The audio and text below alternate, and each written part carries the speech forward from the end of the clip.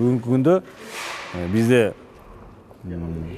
көмүр, күндөн алынуучу энергия деп атат, шамалдын кубаты менен алынуучу энергия деп атабыз, гидроэлектроэнергия деп атабыз. Ошол гана булактар менен биз камсыз кыла алышыбыз мүмкүн. Тилекке каршы өкмөттө каралганда биз айтсак, ошо күндү, шамал менен бүт бардыгы бул кымбат бизге түшөт деген жоопту берип атат. Андай эмесе биз эмнеге негизги келечекте bunday нерсе дагы кайталанышы мүмкүн, энергия кризис. Ошону алдын алуу максатында биз эмне иш-чаралар көрүш керек. Комплекстүү программа кабыл алыныш керек.